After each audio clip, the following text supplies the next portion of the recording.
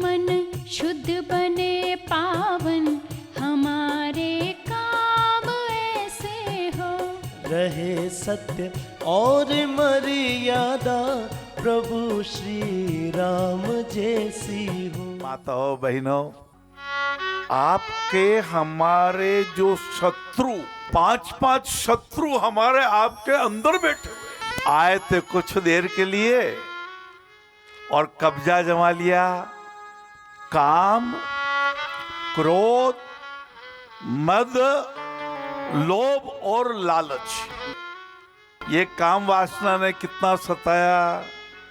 और काम वात कफ लोभ अपारा, क्रोध पित्त नित छाती जारा, मोह सकल व्याधिन के मूला, ऐही ते उपजई बहुसूला। भाइयों बहनों, हमारा क्रोध अक्रोध रूपी गुण में बदल जाए। हाँ, वो कहते हैं कि मुख से ऐसा बोला आप कहीं भीतर गई जीभ है, बोल करके भीतर चली जाती है जूते खाद कपाल। ऐसा नहीं होना चाहिए। तृष्णा को जो वश करे, उस घट शांति समाय।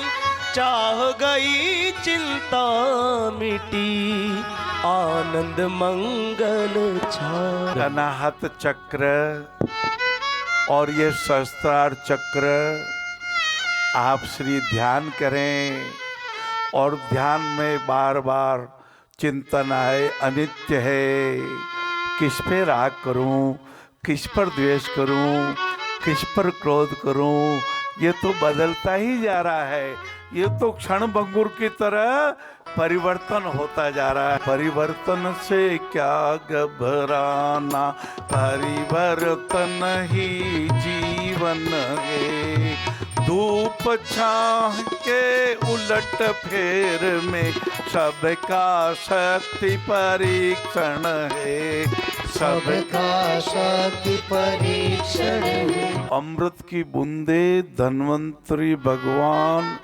बड़ी कृपा करके, समुद्र मंथन जब हो रहा था, मंदराचल पर्वत, वासुकी नाग, कच्छप भगवान का अवतार, हाँ हमारा 14 रत्न में एक रत्न धन्वंतरी भगवान का अवतार हुआ। धन्य हुआ धरती का मानव, अद्भुत मंत्र दिया कि देखो कि देखो कि देखो, मंथन से धन्वंतरी प्रगटे, आयुर्वेद दिया। आयुर्वेद के अवतार धन्वंतरी भगवान की कृपा। पुष्पक विमान से जब विभीषण जी ऊपर पधारने लगे, उस समय मंदोदरी के उसके पूर्व विलाप चला। मंदोदरी ने कहा, कांत मेरे पतिदेव जी, अब आपका शरीर नहीं रहा। पति गति देखिते कर ही पुकारा, छूटे कछ नहीं बसुक सुबारा। आपने अंतिम श्वास लिया। जब तक श्वासों में श्वास था, मैंने आपके चरण पकड़ करके, हाथ जोड़ करके कितनी बार प्रार्थना की थी, आप सद्बुद्धि लाइए, आप गर्व का त्याग कर दीजिए, आप अभिमान छोड़ दीजिए। परंतु मेरे प्राणनाथ, आपने मेरा विलाप नहीं सुना, मेरी पुकार नहीं सुनी, मेरी सलाह नहीं मानी।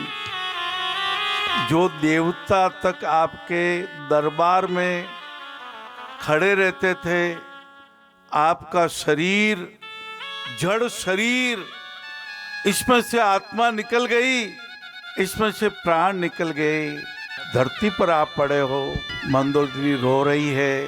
घंटों तक रोती रही, दुखिया इसी प्रकार, चूड़िया तोड़ी हाथ की, बिछुड़ दिए उतार। आपने बहुत कथाएं सुनी, आपने पंच प्यारों की कथा भी सुनी।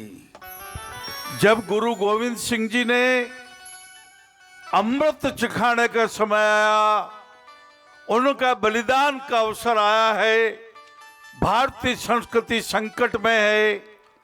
उस समय बलिदान देने के लिए एक युवक उठ खड़ा हुआ। जैसे ही गुरु गोविंद सिंह जी को प्रणाम किया, मंच के पीछे गुरु गोविंद सिंह जी अपनी कटार लेके गए और लोगों ने सुना बलिदान हो गया। ऐसी कटार की आवाज चली, और बलिदान चाहिए, भारत माँ को और स्वाधीनता चाहिए, और आप जैसे वीर चाहिए। 5 युवक, हजारों युवकों में से केवल 5 युवक उठ करके आगे आए। लोगों ने सोचा गुरु गोविंद सिंह जी ने बलिदान ले लिया, लेकिन जिन्होंने अपने 4-4 पुत्रों को, जिन गुरु गोविंद सिंह जी के 4-4 पुत्रों को दीवार में चुन दिया गया था, वो किसका बलिदान लेते भैया।